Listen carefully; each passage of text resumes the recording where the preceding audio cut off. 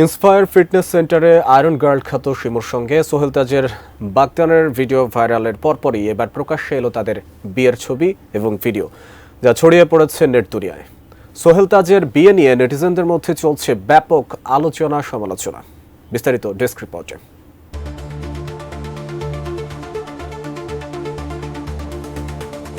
বাংলাদেশের প্রথম প্রধানমন্ত্রী তাজউদ্দিন আহমেদের ছেলে ও সাবেক স্বরাষ্ট্র প্রতিমন্ত্রী তানজিম আহমেদ সোহেল তাজ বিয়ে করেছেন। নেট দুনিয়ায় তাদের বিয়ের ফটোশুটের কিছু ছবি ও ভিডিও ভাইরাল হয়েছে। একটি ভিডিওতে মালা বদল করতে দেখা যায় সোহেল তাজ ও শিমুকে। শিমুর বিয়ের পোশাকের সঙ্গে থাকা ওড়নায় লেখা ছিল সোহেল তাজের বউ শিমু।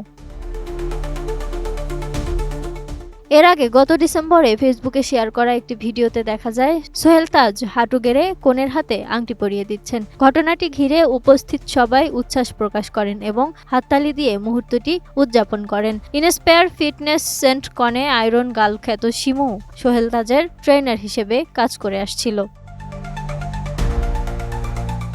বিয়ের বিষয়টি প্রকাশ্যে আসার পর অনেকেই বলতে থাকেন এটি সোহেল তাজের সপ্তম বিয়ে। এ নিয়ে 2 জানুয়ারি রাতে সামাজিক যোগাযোগ মাধ্যমে একটি পোস্ট দিয়েছেন সোহেল তাজ। সেখানে 2টি কমেন্টের স্ক্রিনশট শেয়ার করেন তিনি। তার বিয়ে সম্পর্কে কোনটা ভুল আর কোনটা সঠিক তথ্য স্ক্রিনশট থেকেই বুঝে নিতে বললেন নেটিজেনদের। সোহেল তাজের শেয়ার করা সেই স্ক্রিনশটের তথ্য অনুযায়ী শিমু তার 3য় নম্বর বউ।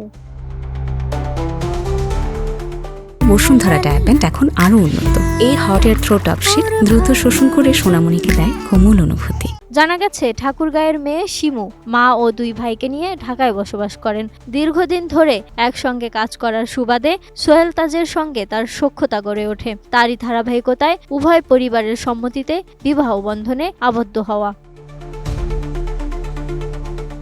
2001 সালের নির্বাচনে কাপাসিয়া থেকে সংসদ সদস্য নির্বাচিত হন সোহেল তাজ। 2008 সালে একই আসন থেকে সংসদ সদস্য নির্বাচিত হন। 2009 সালের 6 জানুয়ারি আওয়ামী লীগ নেতৃত্বাধীন মন্ত্রিসভায় স্বরাষ্ট্র প্রতিমন্ত্রীর দায়িত্ব পান তিনি।